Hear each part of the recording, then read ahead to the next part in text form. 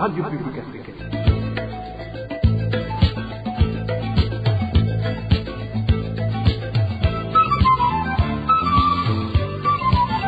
Radio Publique Africaine.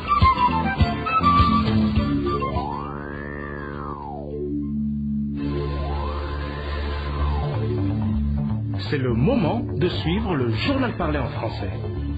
À la présentation, Josiane Mouzaned. Au sommaire de cette édition, un nombre jusque-là inconnu de détenus de la prison centrale de Gitega a péri dans un incendie. Certains défenseurs des droits de l'homme et politiques burundais accusent déjà le gouvernement de négligence, même si ce dernier n'a pas tardé à se dédouaner en expliquant les raisons.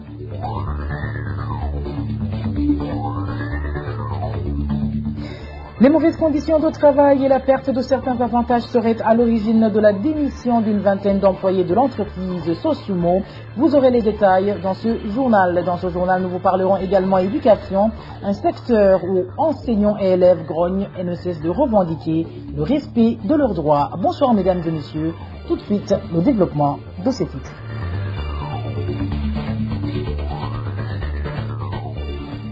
Bonsoir. Ouvrons ce journal par cette page sécurité où plus de 38 détenus de la prison centrale de Gitega ont péri et 69 blessés suite à l'incendie qui s'est déclaré dans cette maison d'arrêt le matin de ce mardi. Ces chiffres émanent du ministère de la Sécurité publique, mais le constat est qu'il y a eu du retard dans l'intervention des pompiers, comme nous le rapporte notre consoeur Marie-Ange Ilakoti.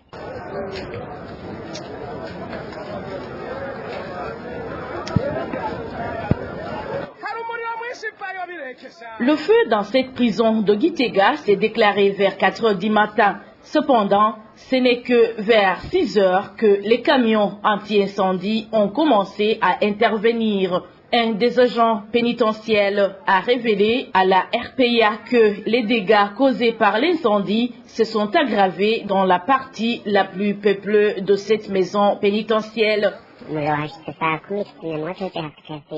Le feu s'est déclaré à 4 heures. Les camions extincteurs sont arrivés à 6 heures. Le feu s'est d'abord déclaré dans un hangar où il y avait plusieurs personnes. Parmi les 1500 détenus, seules les chambres appartenant à des gens qui ont de l'argent n'ont pas pris feu. Peu de chambres ont échappé au feu. Les chambres qui abritaient plusieurs personnes ont brûlé avec beaucoup de morts à l'intérieur. Les tôles ont été sérieusement endommagées. C'était vraiment terrifiant.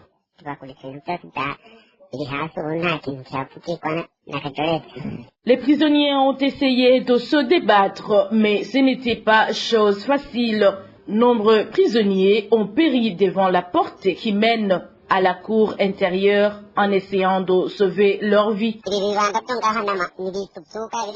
Ces hangars sont subdivisés en compartiments où les prisonniers ferment eux-mêmes avec des lits superposés. Ils ouvrent par eux-mêmes. Ce sont les plus rapides donc qui ont pu sortir et nombreux étaient bloqués à l'intérieur. Ce sont les premiers qui ont pu sauter avec le mouvement de foule. Ceux qui ont pu sortir les premiers ont survécu. Les autres bloqués dans les mouvements de foule ont tous péri, étouffés par la fumée. Des informations en provenance de la prison de Gitega font savoir que le bilan des dégâts n'est pas encore connu. L'on continue à compter les morts, même si le gouvernement, à travers le vice-président de la République, a donné un bilan de 38 morts. Rappelons que la Croix-Rouge a déjà fourni des kits pour l'enterrement des victimes de cet incendie. Marie-Ange Ilakodi, vous saurez que selon des informations qui nous sont parvenues, ce chiffre donné par le ministère de la Sécurité publique serait de loin inférieur au nombre exact de personnes qui ont perdu leur vie. Et à ce propos, la CAT Burundi indique que la surpopulation carcérale au Burundi est une des raisons de ces accidents qui surviennent souvent dans les prisons. Déclaration faite par Jean-Claude Niburumunsi, chargé du département juridique au sein de cette association humanitaire, propose la réduction du nombre de prisonniers comme solution en faveur de la protection des détenus suivis. C'est avec une grande désolation que nous avons appris très tôt ce matin le drame qui s'est abattu sur la prison de Gitega. Nous profitons d'ailleurs de ce moment pour présenter nos condoléances les plus attristées aux familles qui viennent de perdre les leurs dans cette tragédie À la CAT Burundi, nous avons toujours dénoncé le phénomène récurrent de surpopulation carcérale. C'est vrai que l'origine de l'incendie ne nous est pas encore communiquée. L'excès démesuré des chiffres favorise la propagation rapide de l'incendie et conséquemment la lourdeur des dégâts. À ce que je sache, il n'y a pas un espace libre à l'intérieur de la prison qui pouvait servir de secours. Nous demandons aux autorités étatiques de prendre des mesures adéquates et efficaces pour réduire l'effectif des détenus dans la prison. Sera sans doute que ça pourrait limiter les catastrophes ou tout au moins la gestion des catastrophes serait efficace. Et cet incendie aurait donc été causé par des raccordements anarchiques faits par les prisonniers, du moins selon le vice-président de la République, Prosper Bazombanza. De concert avec différents ministres, ce dernier s'est engagé à trouver les voies et moyens pour que de tels incidents ne se reproduisent plus. Suivi. Effectivement, c'est vers 4h05 du matin quand l'incendie s'est déclaré ici à la prison centrale de Gitega. Et vous savez bien, c'est une prison qui a abrité près de 1500 prisonniers. Et cet incendie a occasionné bien entendu des dégâts énormes parce que, je dois quand même vous le signifier, une population de plus de 1000 personnes, 1500, quand elle est là, souvent sans beaucoup d'occupation, les gens s'adonnent à de petits bricolages, d'accordements anarchiques. Chacun subvenir à ses besoins immédiats et qui veut faire une petite prise de tension quelque part pour charger au téléphone. Je ne sais pas qui veut avoir une petite ampoule pour l'éclairage. Ce genre d'installation supplémentaire et fait anarchiquement cause souvent des dégâts énormes. Et c'est donc à 4h du matin que cet incendie s'est déclaré. Nous en profitons pour remercier très sincèrement tous les intervenants qui, à partir de 4h du matin, ont pris le devant pour que le feu puisse être maîtrisé. Je vois les gens qui ont pu disposer des ambulances, d'autres des véhicules pour la maîtrise du feu. Et je pense que nous sommes là-bas vraiment pour les féliciter pour le travail qu'ils ont pu accomplir en si peu de temps. Comme dégâts sur les 1500 prisonniers, nous déplorons malheureusement 38 morts. 38 morts, dont 12 asphyxiés et 26 morts par brûlure profonde. Et nous constatons aussi que 69 personnes sont blessées, dont 34 qui sont ici en traitement médical. Et malgré cette déclaration du vice-président, le président du parti RDB rejette le tort en premier lieu au gouvernement. Selon Jérémy Minani, il est inconcevable que des responsables aient attendu qu'il y ait autant de morts pour sortir de leur silence, alors que ce n'est pas la première fois que cette maison carcérale est sujette à de tels incidents. Suivi. Nous sommes en deuil.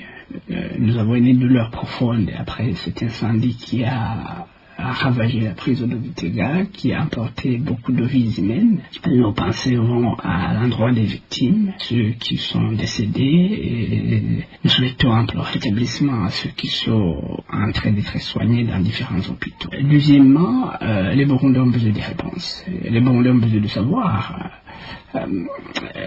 pourquoi cet incendie. L'origine de cet incendie, s'agit-il d'un incendie criminel ou c'est un accident?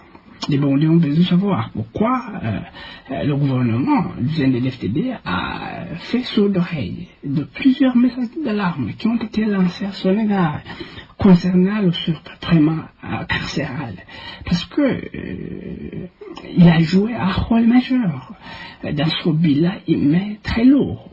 Vous imaginez une prison qui devrait abriter au maximum 400 personnes et qui abritait plus de 1000 personnes.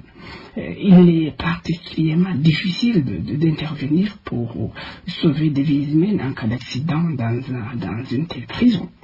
Les Burundais ont besoin de savoir pourquoi le gouvernement n'a pas pris des mesures pour prévenir un tel incendie après la première incendie qui a été déclenchée il n'y a pas longtemps. Pourquoi le gouvernement n'a pas pris des mesures drastiques visant à limiter notre incendie et en cas d'accident limiter ces dégâts. Jérémy Minani, il est le président du Rassemblement des démocrates burundais, RDB en sigle. Coïncidence ou fait intrinsèquement liée, le fait est que 24 heures avant cet incendie, plus de 1000 dossiers avaient été volés au tribunal de résidence de Gitega. Les voleurs ont d'abord brisé les vitres pour accéder à l'intérieur du tribunal et la ministre de la Justice et le président de la Cour suprême ont par après effectué une descente ce lundi.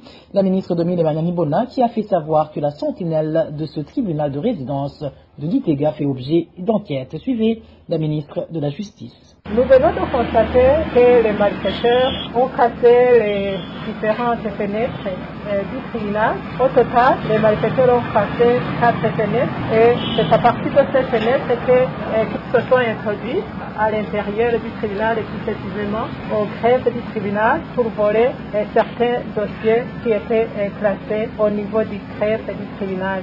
Nous venons de constater ensemble avec le président de la Cour suprême et le gouverneur de la province Gitega et les autres autorités judiciaires ainsi que les autres autorités administratives. Nous venons de constater qu'il y a eu au total quelques 1000 dossiers ont été volés. C'est une information qui n'est pas facile à prendre et surtout pour les justiciables qui avaient des dossiers au niveau de ce tribunal. Et l'appel à lancer à l'endroit de ces justiciables est qu'ils gardent confiance à l'État puisque ce matin même et les enquêtes ont commencé à l'endroit des malfaiteurs. On a déjà attrapé deux individus dont le veilleur de ce tribunal et les enquêtes continuent. Le tribunal va s'arranger à ce qu'il y ait reconstitution des dossiers qui seront perdus et dans ce cas, nous pensons que la procédure va continuer. Vous saurez que les journalistes des médias privés n'ont pas été autorisés à poser des questions. Quant à ceux de la RTNB, ils avaient envoyé à l'avance les questions qu'ils souhaitaient poser. Une courte pause et nous abordons la page éducation de ce journal. Perturbation des activités scolaires le matin de ce mardi à l'Ecofo Bigoti en commune Wiyengelo de la province de Rumongue suite aux entraînements paramilitaires des Zimbonela-Koulé. Les habitants des milieux environnants indiquent que ces Zimbonela-Koulé ont effectué ces entraînements devant les classes, ce qui par conséquent n'a pas permis que les cours soient dispensés. Le point avec Eloge Divin. Les entraînements paramilitaires des Zimbonela-Koulé qui ont eu lieu ce matin dans la cour intérieure de l'école fondamentale Bigoti ont débuté aux environs de 7 heures du matin jusqu'à vers 11 heures. Les sources de la RPA dans cette localité révèlent que durant ces exercices paramilitaires de ces Zimbonela-Koulé, les enseignants n'ont pas pu dispenser les cours. Cet habitant de la localité dit que certains de ces Zimbonela-Koulé portaient des bottines militaires. À l'Ecofo Bigoti, des Zimbonela-Koulé sont venus faire des exercices paramilitaires depuis le matin. Ils provenaient des collines Kaninya, Banda et autres localités. Certains de ces Zimbonela-Koulé portaient des bottines militaires et la grande majorité étaient vêtus de tricots du parti CNDD-FDD. Ces entraînements ont perturbé les activités à cette école car les élèves se précipitaient vers le lieu de ces entraînements pour regarder ce que ces Zimbonela-Koulé étaient en train de faire. Ces exercices paramilitaires faits dans un milieu scolaire sont inédits dans cette localité. Ainsi, certains habitants demandent à l'administration de les interdire. Nous demandons que les administratifs interdisent de telles pratiques devant les écoles. L'administration doit comprendre que dans un tel endroit, aucune autre activité ne devrait se réaliser au moment des cours, à part l'encadrement des élèves. C'est dans cette optique que le pays pourra se développer. À propos de ces entraînements paramilitaires qui ont duré 4 heures devant les salles de classe de l'école fondamentale Bigoti, la rédaction de la RPA a téléphoné Gracien Douayo, administrateur de la commune Wiyengelo, pour recueillir sa réaction, mais il s'est abstenu de tout commentaire. Merci à toi, Eloge Divin. Rémicha, toujours en page éducation, les enseignants de différentes localités du pays se lamentent énormément de l'opération de redéploiement. Non seulement cette activité les éloigne de leur famille, mais aussi nombreux effectuent un trajet de plus de 30 km par jour. Une situation qui occasionne un mauvais rendement scolaire, d'autant plus que ces enseignants arrivent au service exténué et ne parviennent pas à bien accomplir leur travail. Suivez certains d'entre eux qui se sont entretenus avec la RPA. Imaginez-vous quelqu'un qui a 45 ans de service et à partir de Bujumbura, on l'envoie par exemple à Bukeye, à Djenda ou encore à Mudinda, alors qu'il a une famille et des enfants qui étudient là où il était basé. Il lui est impossible de déménager avec toute la famille.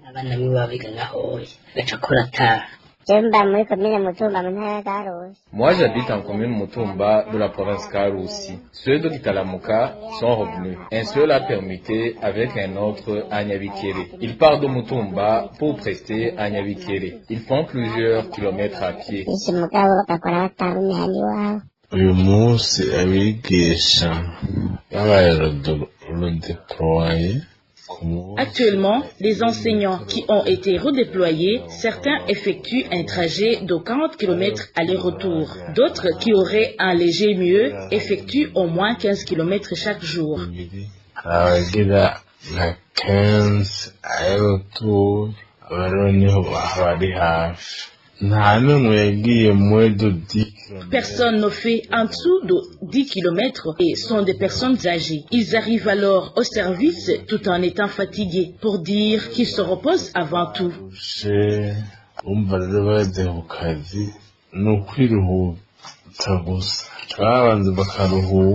Le redéploiement a fait scandale. Tantôt, c'est le mari qui part, tantôt, c'est la femme qui est partie. L'époux ou l'épouse reste donc seul avec les enfants.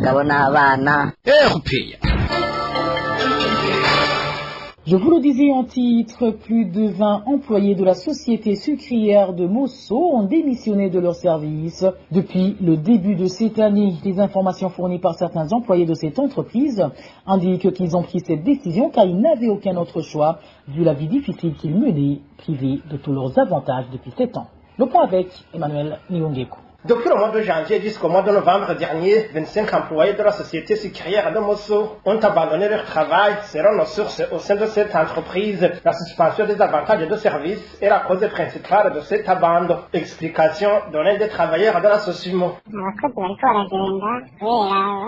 Les travailleurs partent parce que ça fait déjà 7 ans qu'ils ne bénéficient pas des annales. En plus, ils avaient contracté beaucoup de dettes et pour le moment, ils ne touchent rien à la fin du mois. Donc, ils cherchent là où ils pourraient trouver les moyens pour combler ces dettes. Ils sont nombreux, ceux qui sont déjà partis, et d'autres encore peuvent partir à n'importe quel moment. Pour les travailleurs de la Sosimo, le gouvernement ne devrait pas les mettre au même pied d'égalité que les autres fonctionnaires. Au début, nous les travailleurs de la Sosimo étions cotés pour bénéficier des primes de fidélité, annales et primes de bonification. L'État a voulu nous traiter comme d'autres fonctionnaires, alors que nous sommes dans une société mixte, c'est-à-dire que nous sommes payés compte tenu de la production. Ces employés de la Sosimo déplorent le fait que ceux qui démissionnent de leur service sont des travailleurs expérimentés. Parmi ceux qui abandonnent le travail, il y a des techniciens bien outillés qui vont travailler pour d'autres entreprises. Nous voudrions demander au gouvernement de bien étudier la cause de cette déstabilisation des travailleurs afin de couper court avec cette situation. À ce propos, la rédaction de la RPA a tenté de joindre encore une fois le général de brigade Aloïs Ndaïkengurukié, administrateur directeur général de la Sosimo, mais sans succès. Emmanuel Niongeko. Et en page société, après les grognes de certains détenteurs des comptes dans les COPEC, la FENACOBO juge leurs arguments infondés. Selon cette fédération des coopératives, les représentants de ces détenteurs des comptes étaient d'accord avec la décision de retrait mensuel de 150 francs par personne. Émile Nivassoum. La FENACOBO indique qu'elle a organisé des réunions avec les représentants des détenteurs des comptes dans les COPEC avant de prendre la décision de retirer mensuellement les 150 francs sur le compte de chacun à partir du mois de décembre. Dans son communiqué de ce lundi, la Fédération nationale des coopératives d'épargne et de crédit explique qu'il ne s'agit pas d'une cotisation à une compagnie d'assurance. C'est pourquoi, selon la FENACOBO, les 150 francs burundais ne peuvent pas être retirés retiré uniquement sur les comptes de ceux qui le désirent. Mais certains détenteurs des comptes indiquent que ni leurs représentants, ni les responsables de la FENACOBU, personne ne leur a fait part de ce retrait mensuel programmé. Ils estiment qu'ils doivent être consultés pour chacune des décisions qui les concernent.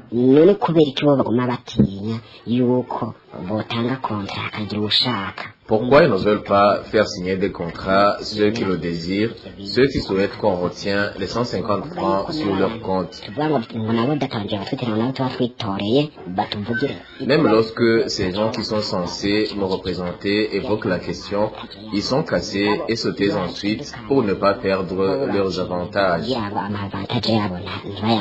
Nous n'avons pas encore trouvé les représentants des détenteurs des comptes dans les COPEC pour s'exprimer sur ce retrait de l'argent contesté par certains détenteurs des comptes. Merci également à toi, Émile Nibassoumba. Le manque du ciment Bousseko fabriqué au Burundi s'observe en mairie de Bujumbura. Les habitants de la mairie de Bujumbura indiquent que le seul ciment disponible est celui de la marque Dangote, l'autre étant conservé en cachette dans les boutiques où il était vendu. Les détails avec Eloge Kwizera. Ce projet du ciment Bousseko n'est pas du tout facile dans différents quartiers de la mairie de Bujumbura. Les habitants indiquent que là où ils parviennent à en avoir, l'achètent à 37 000 francs burundais par un sac qui devrait être acheté à 24 500 francs. Là aussi, on ne va pas le favoritisme. Si tu n'es pas connu, on ne te montre que le ciment de marque Dangote qui s'achète à 48 000 francs le sac et on te dit que Bousseko n'est pas disponible alors qu'il est caché dans le dépôt. La situation se présente ainsi dans les quartiers Kamenge, Buyenzi, Bwiza et ailleurs. Ce citoyen est l'un parmi ceux qui ont des chantiers à mairie de Bujumbura. Ça fait longtemps que la pénurie du ciment s'observe. Il est très cher. J'ai commencé à acheter depuis quelques jours. Mais ces derniers jours, en sac de ciment Bousseko, j'aurais acheté à 37 000 francs pour commander. Et là, c'est le favoritisme qui est mis en jeu. Si tu n'es pas bien connu pour vos commerçants, on te dit que c'est le ciment de marque Dangote est disponible pour 48 000 francs au sac. Cette pénurie s'observe dans presque tous les quartiers de la mairie de Bujumbura, que ce soit à Kamenge, à Buyenzi, Nyakabika et dans d'autres quartiers. Pour le moment, la population demande au gouvernement de sanctionner les commerçants qui vendent ce ciment à des prix exorbitants, car même si les factures, ces commerçants mentionnent de faux prix. Nous lançons un appel vibrant au gouvernement pour qu'il prenne d'assumer ce problème afin d'entendre les plaies de la population et d'opinier les commerçants, car là où nous parvenons à avoir ce ciment, si nos factures ne mentionnent pas le vrai montant qu'on a acheté un sac de ciment. Il mentionne qu'un sac nous l'avons acheté pour 24 000 alors que nous l'avons acheté 37 000 francs. Comme nous n'avons pas d'autre choix, nous sommes obligés de l'acheter ainsi. Signalons que la pénurie du ciment n'est pas un nouveau problème à mairie de Bujumbura. Ces derniers jours, la ministre du Commerce récemment destituée avait fait savoir que son problème était résolu et qu'avec le début du mois de décembre, tout serait arrangé, ce qui n'est pas le cas. Car jusqu'à présent, cette pénurie devient de plus en plus remarquable. La rédaction de la RPA n'a pas pu joindre Madame Marie Chantal Nijimbere, la ministre du Commerce, afin qu'elle s'explique à ce sujet. Et voilà, c'est sur ce reportage de notre confrère Eloge Kwizera que nous mettons fin au journal de ce mardi 7 décembre 2021. Merci à toutes et à tous pour votre aimable écoute. Merci également aux équipes techniques et rédactionnelles pour le travail abattu. À la présentation de ce journal, vous étiez avec Josiane Mouzaneza. Excellente soirée chez vous.